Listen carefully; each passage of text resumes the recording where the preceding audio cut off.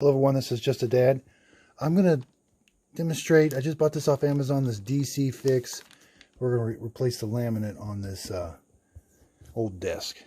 So these rolls only come 18 inches wide, whereas the ones you get from Walmart are about 20 inches wide. So that's why I'm going to need 3 of these. Okay, so getting that cellophane off is pretty hard, but then you've got this piece of tape that's holding it together. So then when you're ready, you can use that, take that piece of tape off. Okay, so when you unroll it, the instructions are on the back. And if you want to pause your video, here's the instructions for it. So it says you need like a smoother. You can use a credit card or kind of a rubber kind of thing that we're going to use to get the air bubbles out. Okay, so it says to do all your cutting. So I've still got the backing on here. We're going to peel away this off. It says to do all your cutting first. So if you got to cut around an object, you're going to do that cutting before you peel away the sticky part. So we've got it where we want it. And we're going to start, we're going to peel away a little bit. Now it's pretty thick actually. I'm going to leave my old contact paper down. Looks like you got to have plenty of room. Plenty of room. So it says peel about that much away, then let that fold under. And we're going to position this edge.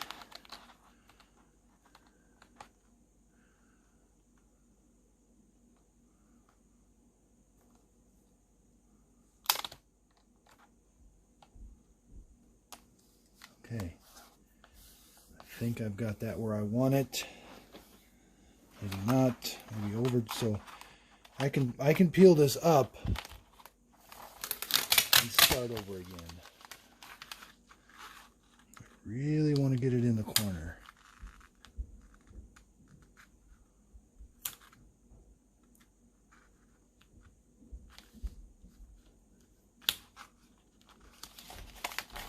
Make sure that piece stays folded under. Okay, so I've got that corner, I've got that edge started. Then we're going to grab our squeegee and we're going to pull that backing away and kind of work it. Kind of work it slowly, get the air bubbles out. So we got some air bubbles. If you get some air bubbles, you're just going to lift it back up. Well, that's not as easy as it says. But you can work those air bubbles out as you go.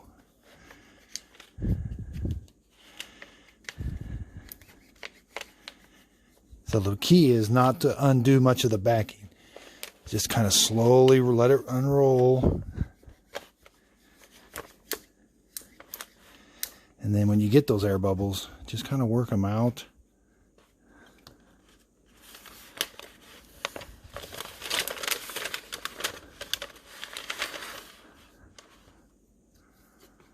It does look nice. If you can get all the air bubbles out, it looks really nice.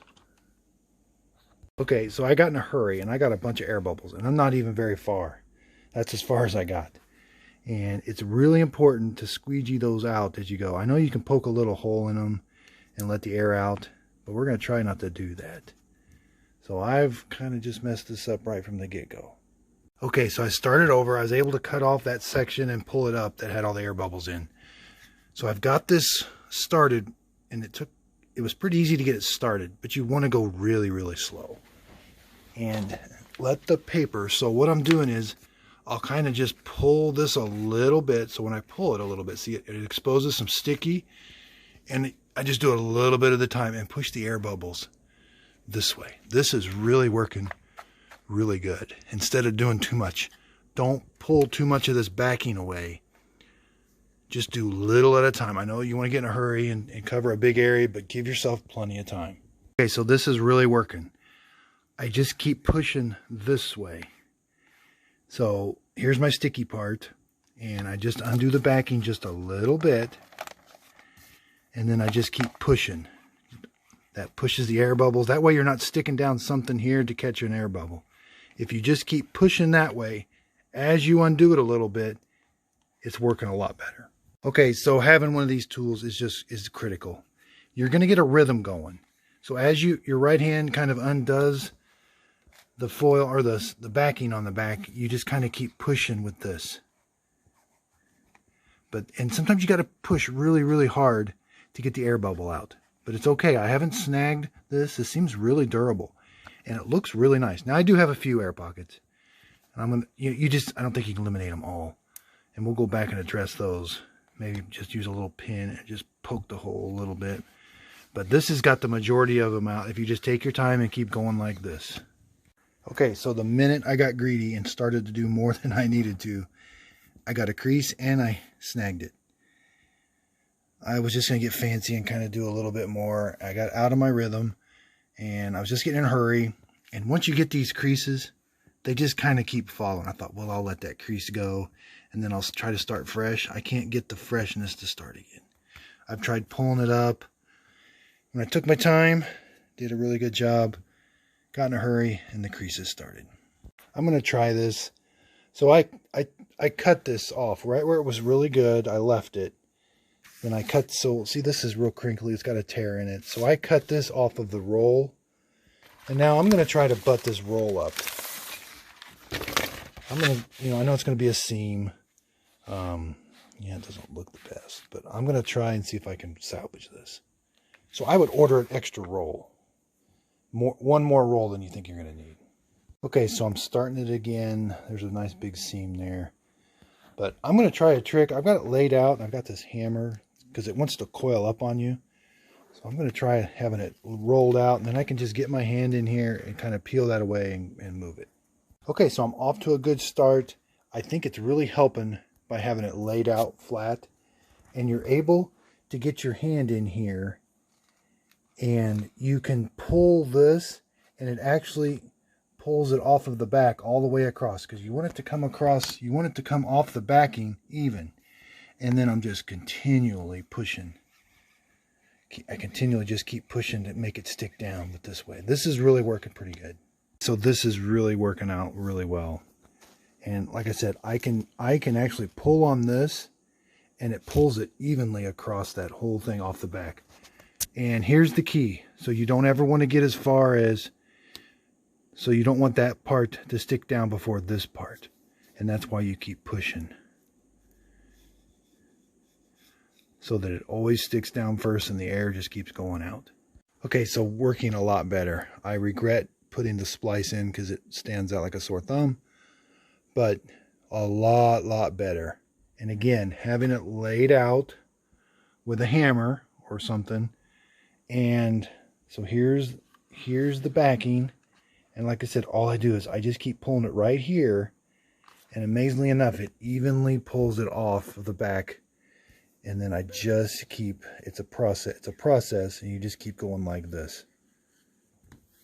It's really coming, it really does look nice.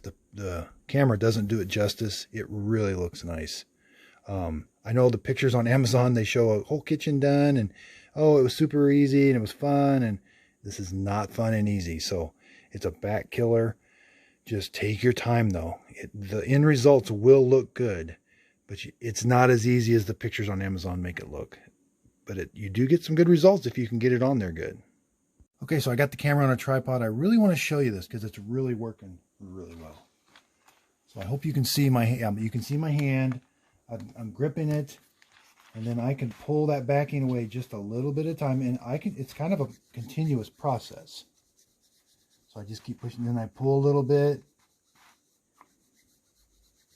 This is the key right here. Just pulling that backing and continually doing this. Pushing it. Like I said, see how long this takes? You don't get a lot done. You just can't get in a hurry. The minute you get in a hurry is the minute you get an air bubble or a crease. So if you take your time. And this is my first time doing it. I put down some contact paper, and the contact paper is actually pretty easy from Walmart. This stuff's pretty sticky and kind of thin. I mean, it wanted to tear pretty easy. if you get a crease. But if you don't get a crease, this is the trick. They just got so much prettier colors on Amazon. Walmart's colors that they had just are pretty old. Don't look the best. This looks really nice. And I just keep pulling it. And I'm going to kind of reposition my fingers because I'm getting close to the hammer. And I'm just going to pull. I can pull even here. So you can see how much I've gotten done. Not much. And I've got a chair. Because, man, this thing was really killing my back. You just can't get in a hurry. You just continually... Okay, so I want to show you, if you do get an air bubble, I would use a pin. I'm just going to show you with this knife. Poke it.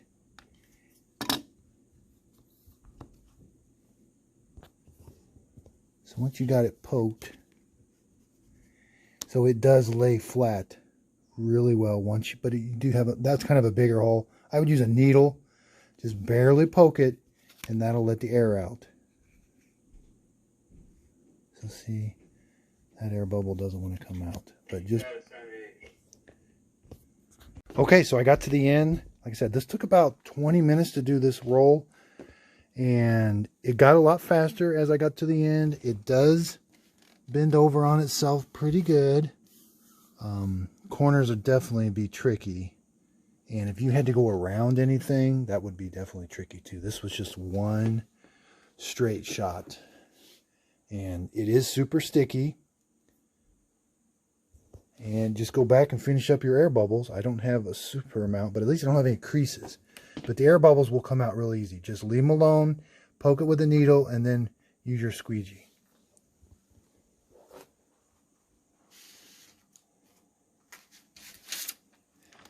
Again, I just want to show you. So this stuff, I want to show you once. So, like if it sticks to itself, yeah, you can sort of pull it apart.